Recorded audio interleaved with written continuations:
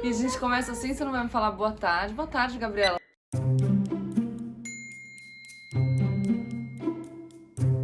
Então, sobre o sistema proporcional, é muito legal a gente falar disso porque as pessoas, no geral, não entendem como funciona o sistema proporcional e quando elas começam a entender, elas também ficam com algumas dúvidas do quais são os prejuízos não, mas quais são os pontos negativos do sistema proporcional e como a gente faz para resolver isso, até porque, no geral, tudo é atribuído ao sistema proporcional, mas a gente tem sistemas proporcionais diferentes, então de lista aberta e de lista fechada. No sistema proporcional, vamos supor que a gente tenha 2 partidos numa eleição, tá? Aliás, pode ter mais, tem 4 partidos numa eleição. Os eleitores, eles vão comparecer na sessão de votação e vão votar no Brasil, que a gente adota aqui a proporcional de lista aberta. Eles podem votar ou no candidato ou no partido. Tá? Se a pessoa vota no partido, é natural que ela tenha consciência de que o voto dela vai para alguém dentro daquele partido. Mas se eu voto num candidato específico, como as eleições para os cargos do executivo e para o Senado são eleições majoritárias, então ganho mais votado, é natural que eu acho que se eu votei na Marina, o meu voto vai para a Marina. Se eu votei no João, o meu voto vai para o João. Mas não é isso que acontece. Porque todos os votos para os candidatos de um mesmo partido, e no passado, coligação, vão ser contabilizados para calcular primeiro o quociente eleitoral e depois o quociente partidário. O quociente eleitoral vai ser o seguinte, olha, a gente tem um conjunto de votos válidos, então pega esse conjunto e divide pelo número de cadeiras que estão sendo disputadas. Esse resultado da divisão vai te dar o quociente eleitoral. Isso significa que um partido vai conquistar uma cadeira naquela casa, cada vez que ele atingir esse número que foi o resultado da divisão, do total de votos válidos pelo número de cadeiras. Depois você vai calcular o quociente partidário, que você pega o total de votos que teve o partido, então vamos supor que a Marina, o João e o Márcio sejam de um mesmo partido. Você pega o voto dos 3 e aí você divide por aquele primeiro resultado. E aí com isso você vai saber quantas cadeiras vão para este partido. E aí, dentro desse partido, quando você for decidir quem são os candidatos desse partido que vão ocupar as cadeiras, aí você vai usar o sistema dos mais votados. Então, por isso que as pessoas não entendem, porque embora elas tenham votado num candidato específico, esse voto vai pro bolo do partido. E aí, às vezes, outros candidatos do partido dela vão ser do partido daquele candidato no qual ela votou vão ser eleitos, mas o candidato dela não foi e ela não entende exatamente como funciona. Como os partidos, para conquistar uma cadeira nessa casa, precisam atingir aquele quociente eleitoral, então lembra, para você ter direito a uma cadeira, você precisa daquele número de votos, que é o total de votos válidos, dividido pelo número de cadeiras. Então, para você alcançar uma cadeira, você precisa ter atingido esse número mínimo de votos, porque aí o partido vai ter direito a uma cadeira. Isso significa que alguns candidatos podem ter tido uma votação muito expressiva, mas se o partido deles não conseguiu atingir o quociente eleitoral, eles não podem assumir. Que foi o caso da Luciana Genro em 2000, eu não vou lembrar o ano que foi, mas ela foi a deputada mais votada e ela não conseguiu assumir a cadeira porque o partido dela não atingiu o quociente eleitoral. Aí você vai me perguntar, mas Gabriela, como que ela conseguiu ser a mais votada entre todos os candidatos, mas o partido dela não atingiu? É só pensar o seguinte, vamos supor que o partido A apresente 5 candidatos e o partido B apresente só a Luciana Genro. O partido A, para atingir o quociente eleitoral, vai contar o voto que foi dado para todos aqueles candidatos. E o partido B tem só a Luciana Genro. Então, talvez ele não atinja o número mínimo para o quociente eleitoral, embora ela tenha muitos votos. É por isso que a coligação faz diferença. Porque quando eu permito que partidos pequenos se juntem com partidos maiores, o que eu estou falando é que para esses partidos pequenininhos vai ser mais fácil atingir o quociente eleitoral.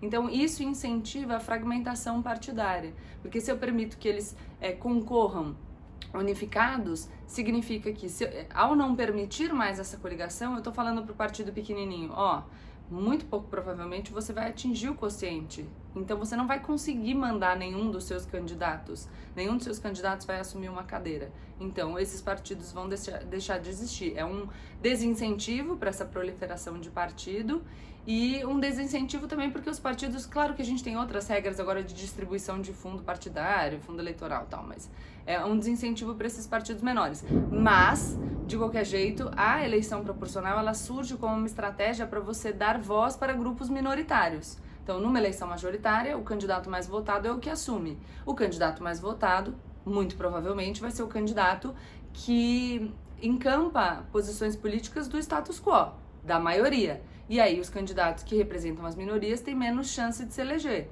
Por isso que você adota a eleição proporcional num país como o nosso que tem muita diversidade. Então, tem todas essas questões. E tem a questão, muita gente fala das candidaturas de celebridade, que são os puxa-votos. 2 pontos. Primeiro ponto é que, no geral, algumas pesquisas no Brasil mostram que esse efeito é menos significativo do que a gente pensa.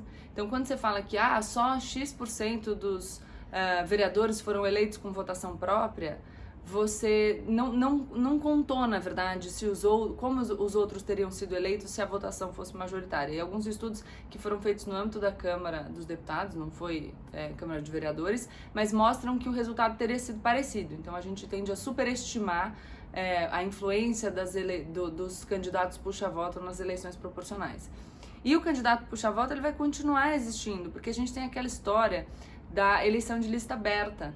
Então isso incentiva a competição dentro do próprio partido. O partido quer ter um maior número de pessoas na casa, agora na Câmara dos Vereadores, e aí é natural que ele apresente candidatos para puxar a votação, entendeu? E isso tem reflexos também na questão da representatividade e tudo mais. Se você é eleito por uma questão pessoal, se você coloca a sua candidatura como algo individual e concorre inclusive contra candidatos do seu partido, você fragiliza a instituição partidária em benefício das pessoas, então de personalidades, e aí personalidade e celebridade está muito próximo, mas esse tem o ponto de que você votou numa pessoa específica e não num partido, você tende a cobrar mais, mas ao mesmo tempo você enfraquece a atuação dos partidos e aí você vai ter uma fragmentação na Câmara dos Vereadores, por exemplo.